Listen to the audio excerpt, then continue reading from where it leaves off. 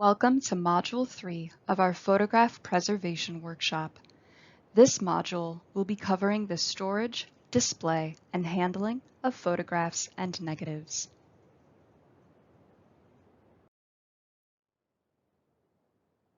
In this module, we will discuss where and how to store photographs and negatives, the ideal storage environment, some things to consider when displaying photographs, where to display or not display photographs, the ideal display environment, how long to display photographs, and how to safely handle and care for photographs and negatives.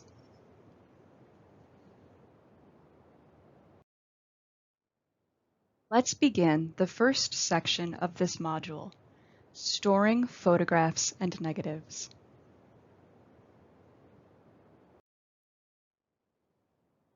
A fairly common question that conservators and archivists receive is what is the best way to store old photographs and negatives?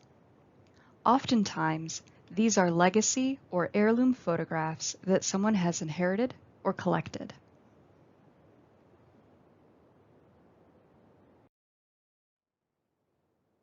Protective housing is an integral part of preserving photographs. Sleeves offer protection by keeping photographs and negatives from sliding against each other when in the box, and by allowing these items to be handled by their sleeves rather than directly by the photograph. Sleeves can be made from archival photosafe paper or from archival polyester, but they must have a passing PAT score and meet ISO standards. Glassine, for example, is acid-free, but does not have a passing PAT score because the additives and wood pulp it's made from will become acidic in time. Note that if the relative humidity reaches and stays at or above 70% for an extended period of time, this can cause emulsions to soften and stick to the polyester. When placing a photograph into a sleeve, always make sure that the seam of the sleeve, or any folds if it is a four-flap style sleeve, are in contact with the back of the photograph. They should never go across the front of the photograph where the image and emulsion is at. Paper sleeves are recommended for negatives over polyester sleeves. For glass plate negatives or similar formats which are thicker than the cellulose or polyester negatives, polyester sleeves simply will not work and are not safe. Here, the paper will provide a buffer and a layer of protection. Again, note that vinyl and PVC sleeves, like the one to the right, should never be used as they degrade in such a poor manner.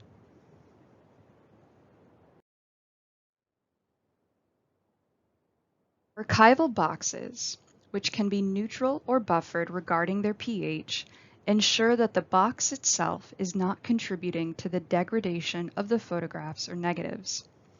Non-archival boxes are acidic in nature and will continue to produce acidic byproduct as they age. Wooden chests and trunks also off-gas harmful byproducts which can be emitted by the wood itself as it ages, or by the stain or lacquer applied to it. Essentially anything that is not designed to be archival will produce harmful byproducts. This includes plastic containers, suitcases, shoe boxes, and any other vessel used for storage that contains plastic or wood. Boxes also protect photographs and negatives from dust and light. Both of these can be harmful. Dust contains everything from dander and skin cells to residual pesticides used decades prior. This dust can stain and disfigure surfaces if it's left for too long. Depending on the type of photograph, light can cause fading or darkening, discoloration, and more. Boxes also protect items from incidental external forces. This includes accidentally puncturing slides or photographs or negatives, the breaking of glass plate negatives, and so on.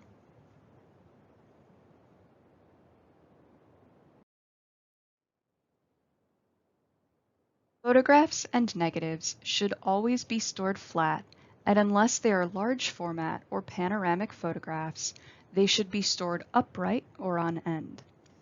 Photographs and negatives should never be stored rolled, where they could stick to themselves or be at risk for the emulsion cracking when they are eventually unrolled.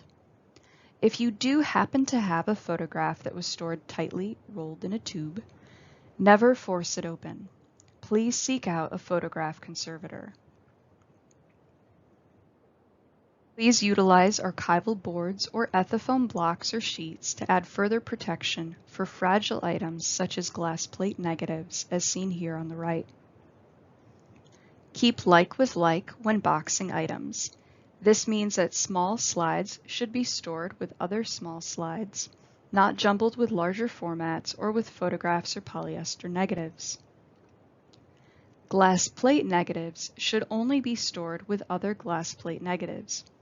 These are fragile and heavy, often requiring additional support to protect them from breaking. If other formats are stored together with them, they could put each other at risk for damage. Cellulose acetate negatives, also called safety film, as we discussed earlier in the workshop, should never be stored with cellulose nitrate or any other type of photograph or negative. Since cellulose acetate readily degrades at room temperature and off-gases acetic acid, which is aptly called vinegar syndrome, it will continue to contribute to not only its degradation, but the degradation of anything stored near it or with it. Cellulose nitrate should never be stored at room temperature or warmer, or with any other format, and it is recommended that it be copied and discarded rather than stored. This is a general recommendation, however, and by no means a requirement, as there are special nitrate collections kept by museums, though they are very rigid in their storage guidelines. Some cities require fire department permits for the storage of cellulose nitrate. There is a link at the end of this module to help identify if a negative is on cellulose nitrate, cellulose acetate, or a polyester backing.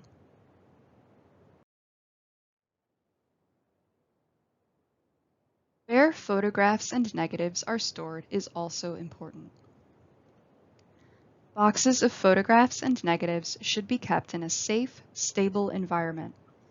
Basements and attics should be avoided since they can subject these items to excess moisture and large swings in temperature. Boxes should be kept off of the floor and stored on shelving. This helps protect them against any potential water emergencies that may leave a few inches of water on the floor. Storing boxes directly over, below, or in front of air exchange vents can result in significant dust accumulation and cause the box to feel larger temperature swings than necessary as the vents are putting out warm or cool air.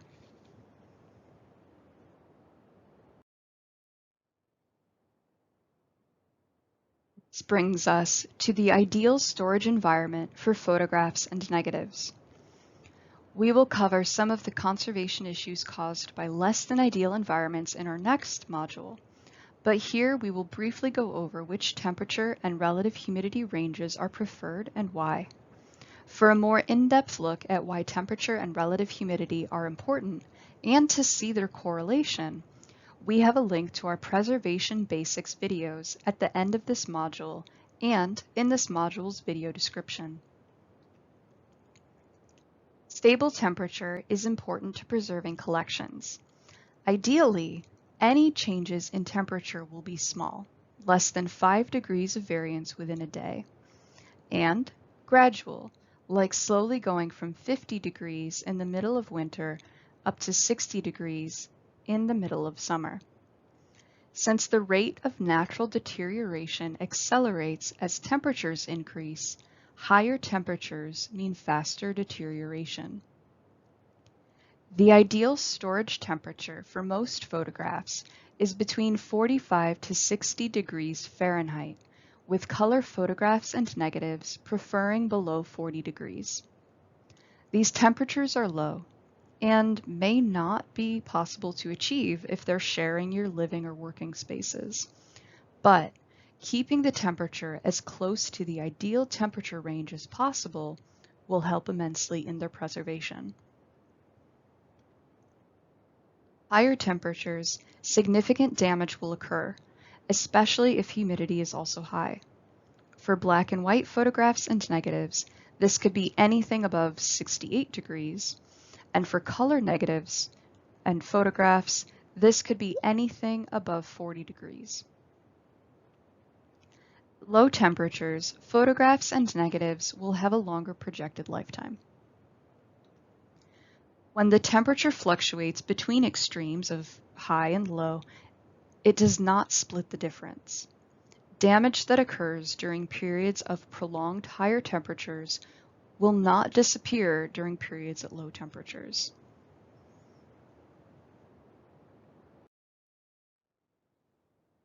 Here are two graphics from the Image Permanence Institute's Media Storage Quick Reference Guide to help visually identify how various types of photographs and negatives fare at different temperatures according to their support material.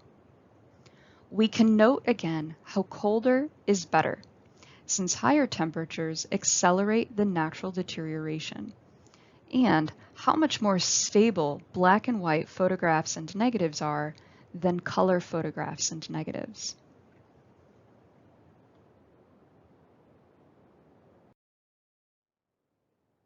The other facet of an ideal storage environment is stable relative humidity. For photographs and negatives which have emulsion layers that can absorb and release moisture, maintaining a constant or near constant relative humidity is extremely important. Relative humidity is the amount of moisture present within a certain volume of air. If you've ever pulled a book off of your shelf and noticed some waves along the top of the pages, this is due to periods of fluctuating relative humidity.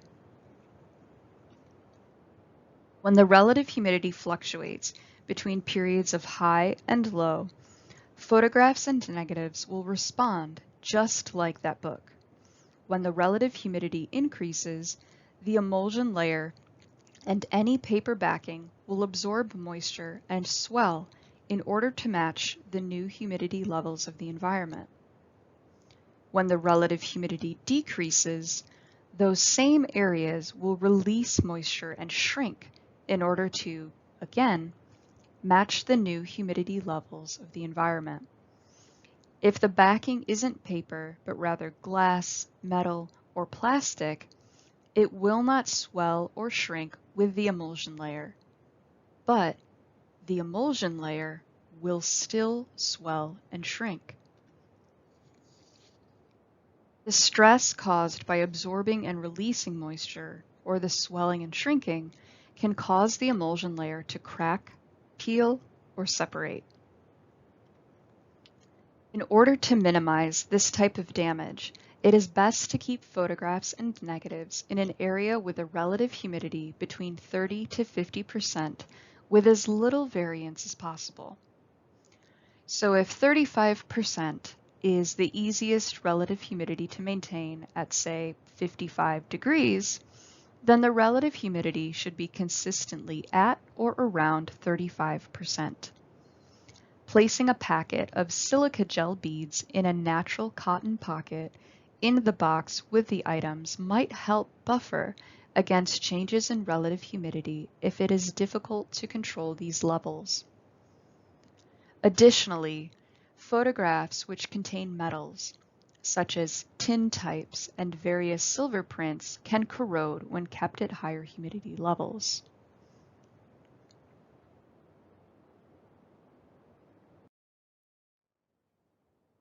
This table, also from IPI's Media Storage Quick Reference Guide, shows common types of decay for certain media that are affected by their environment. Whether it is silver mirroring, discoloration, glass deterioration, or layer separation, the recommended relative humidity is 30 to 50% in order to help prevent these types of decay. The storage environment is so incredibly important in preventing damage and increasing the lifetime of photographs and negatives. Now, let's discuss the next section of this module, displaying photographs.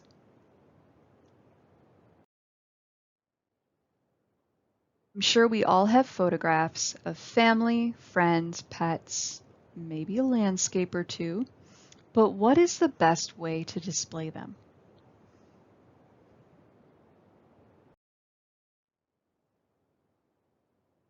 Photographs are typically displayed in frames and albums. Frames are a great way to display photographs since they add a layer of protection on all sides. The mat and backing should be of archival quality so they are not producing acids that accelerate the deterioration of the photograph. Including a window mat or a spacer in the framing packet ensures that there is ample room between the photograph and the plexiglass or glass. Without this space, the photograph can stick to the glass or plexi should the relative humidity levels increase. Plexiglass is recommended over glass because it will not shatter, is much lighter in weight, and it may have a coating to protect against UV light. Preferably, the photograph is not mounted with tape or glue since both of these degrade and can cause staining. For some frame shops, however, archival tape is used to hinge the photograph to the backing board.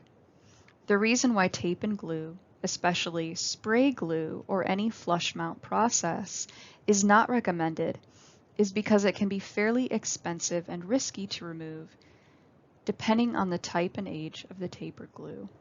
And the reason why spray mount or flat mounting is never recommended is because this is when a spray adhesive is applied to the entire back of the photograph, which is then pressed against the backing.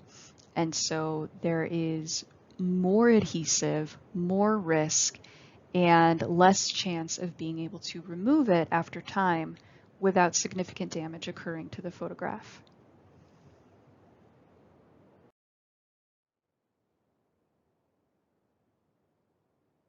Photo albums are another common format for both storage and display. Albums can have sleeves that the photographs slide into, or points that hold the photographs in at the corners. If there are sleeves, they should be made from archival polyester. Other types of plastics like vinyl and cellulose acetate will yellow and degrade, often becoming sticky to the touch, and we definitely do not want this residue on or in our photographs. If corners are used, they should be archival paper or archival polyester or polypropylene. If the photographs are not in sleeves, a sheet of archival tissue should be placed between the pages to keep the photographs from rubbing against each other or sticking together. No tape or glue should be used to mount these photographs into an album for the same reasons listed on the previous slide. We also strongly advise against the magnetic style or self-stick albums since these deteriorate into a very poor state, and removing photographs from them can be costly, time-consuming, or even impossible. Non-archival covers like vinyl will yellow and become sticky with age. If they are colored vinyl, that colorant will leach out with the plasticizer and can stain whatever it's in contact with.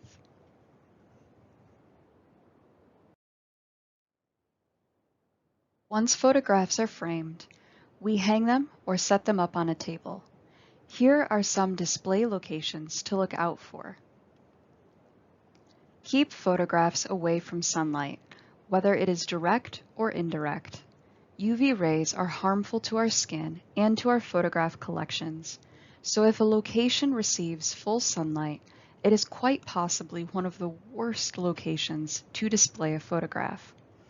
Unless, that is, it is a copy, in which case another copy could simply be printed after the first one fades or discolors. Hang photographs on interior walls. The illustration on the right shows exterior walls in red and interior walls in black.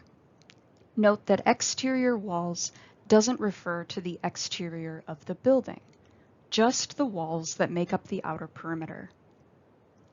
Exterior walls can retain some of the outdoor temperature, particularly if they are older homes. Have you ever put your hand on an exterior wall in the house during winter and been shocked by how cold it was? When a photograph is hung on an exterior wall, the back of that photograph will experience the cold coming through from the wall, while the rest of the photograph will feel the warmth from the room. This temperature difference can cause condensation to form in the colder spot, which is the back of the photograph, and from there, mold can grow, just as it did to this photograph. Similarly to storage, photographs should not be displayed directly over, below, or in front of air exchange vents.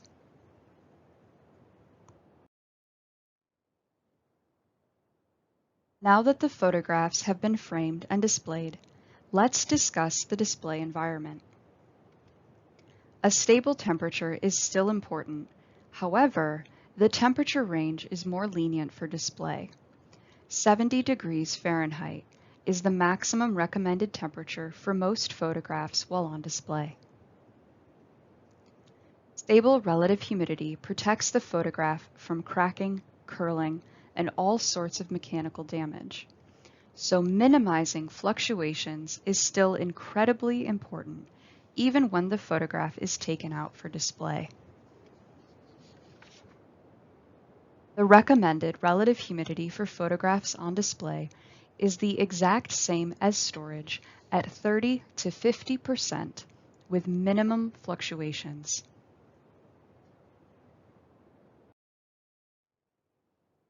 Another environmental factor to consider when photographs are on display is light. Light contributes to the deterioration, fading, weakening, and discoloration of photographs and negatives, and should therefore be minimized as much as possible. Sunlight contains ultraviolet or UV light and infrared or IR light. While all light, even artificial light, is harmful to photographs, negatives, paintings, paper, wood, and textiles, UV light and IR light are especially damaging. UV light, if looking at the picture on the right, is to the right of the visible light spectrum. Ultraviolet light has a shorter wavelength, meaning it has a higher frequency. With a higher frequency comes higher potential energy. When this energy reaches materials, it excites the particles and accelerates the natural aging process. Infrared light is to the left of the visible light spectrum and has a longer wavelength. Notice how, if you continue to the left, you'll eventually reach radio waves, which need those long wavelengths to be able to broadcast out over a distance. Longer wavelengths means shorter frequencies, which again means lower potential energy. Infrared light can damage materials over prolonged periods by increasing the surface temperature of those items, and that will contribute to or simulate damage that occurs due to high temperatures. Notice how microwaves are between infrared and radio waves. But to reiterate, all light is damaging, even if the light source does not contain UV or IR. In order to help preserve photographs that are on display, minimizing light exposure is crucial. Lux is a commonly used measurement for light intensity in terms of the size of a space. Here is a chart that relates lux levels to more familiar light intensities. Take a look at how intense full daylight and direct sunlight are in comparison. Minimizing light exposure can be achieved by ensuring that they are not displayed where they will receive any sunlight, whether it is direct or indirect.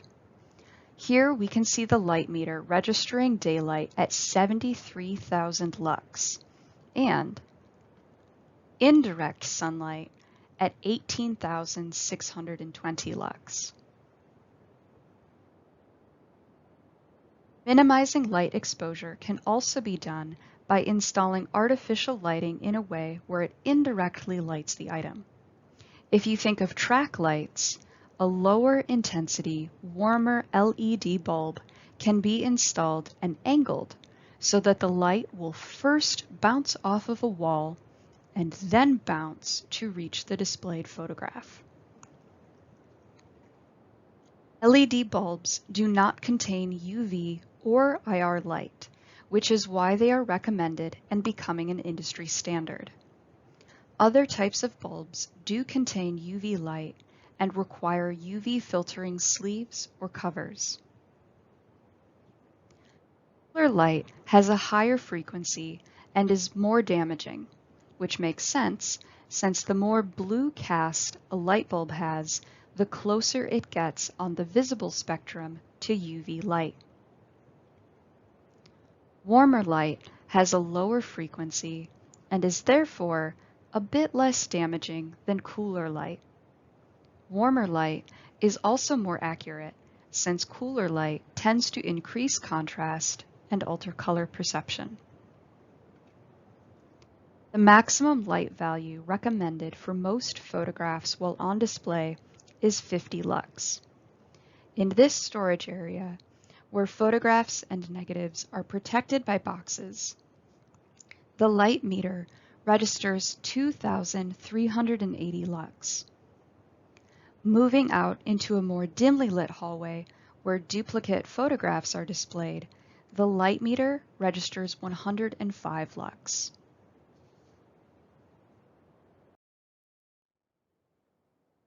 Because all photographs are light sensitive, we should consider the most appropriate display duration. Light exposure is a major factor in limiting the display time of a photograph. However, the condition and type of photograph should also be taken into account. If the photograph is in poor condition, extremely light sensitive, or is a more vulnerable format, it should not be displayed. A facsimile should be produced and used instead if it needs to be displayed. If the photograph is in moderate condition and is very or moderately light sensitive, it should only be displayed briefly. Display ranges can vary from 3 months to 9 months, depending on the photographic process, its condition, and the amount of light it's receiving. Changing out photographs regularly is a great way to preserve them. Photographs that have been on display should be allowed to rest for 2 to 3 years in the dark before they're displayed again, since light damage is cumulative and it will compound. Giving the photograph a long restoration allows for a sort of reset before it is subjected to light damage again, somewhat similarly to how athletes take rest days. Our final section of this module is handling photographs and negatives. Is there a preferred way to handle photographs and negatives? Handling photographs and negatives safely ensures that we won't directly be the cause of any damage. Here are a few tips for safe handling. Wearing clean, undyed cotton gloves or nitrile gloves are the safest option when handling loose photographs and negatives, since gloves protect these items from the acids and oils in our hands. It is not uncommon to come across a silver gelatin photograph with a crystal clear fingerprint that is etched in as time passes. The reason why gloves are only recommended when handling photographs and not paper or other materials is because gloves are slippery and reduce the tactile awareness granted by handling materials directly. When wearing gloves, be conscious of the fact that your sense of touch will be reduced, and the chance of a photograph or negative slipping from your gloved hands will be increased, especially if you're opting for cotton gloves over nitrile gloves. If gloves are not available, hold photographs and negatives along the edges. If the photographs are in clear polyester sleeves, they can be handled by those instead. Be gentle when handling photographs and negatives, especially when they're more fragile. Even if the photographs are not already in poor condition, excessive force can cause creases in the support or even cracks in the emulsion layer. If the photographs are in poor condition, rough handling could cause losses or separation on photographs. Safe care is our final talking point. These are small measures we can take while these photographs and negatives are in our care to further protect them from damage. No metals or adhesives. This means no tape, glue, sticky notes, rubber bands, or anything else that is sticky or might become sticky. This also means no paper clips or anything that is rusty or might rust. These items age poorly and can cause significant damage and staining over time. No writing. Avoid writing directly on photographs, writing on the back with a soft pencil only when there is no other option. Writing on the sleeve before the photograph is placed into it is preferable. Writing information and dates on a slip of acid-free paper and placing it behind the photograph in a polyester sleeve is another option. Dust carefully. If photographs are left out or dusty when found, a handheld air blower or bulb should be used to gently move the dust off of the photograph. Soft brushes can still cause small scratches, either by the bristles themselves or due to the dust forced across the surface by them. They can also put any flaking emulsion at risk for loss or further damage. Frames and glass can be dusted weekly or monthly, whatever is preferred or necessary according to how much dust is produced in that room or building. Photographs should not be left out without some form of housing or framing to protect them from dust and pollutants.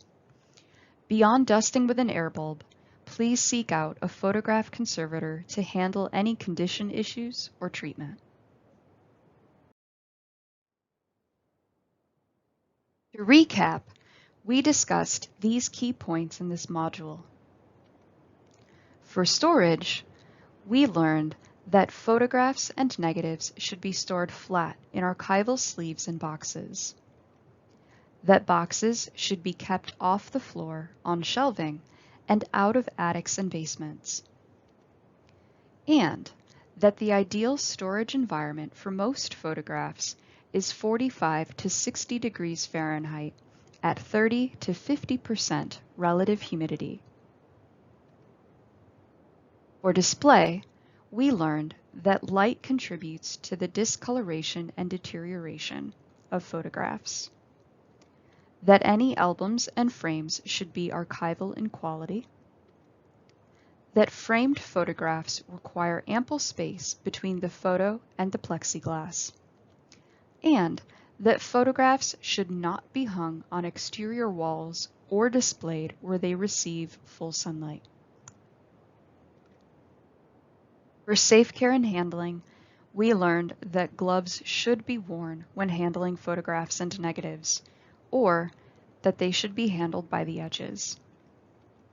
that we need to be gentle when handling photographs and negatives, that no adhesives, rubber bands, or metals should be put on the photographs or negatives, and that a photograph conservator should be contacted for any form of treatment. Here are a few sources and additional resources. These links can also be found in the video description. Thank you for watching Module 3 of our Photograph Preservation Workshop. Stay tuned for Module 4, where we will cover some conservation issues. As always, please feel free to contact us at any time with questions.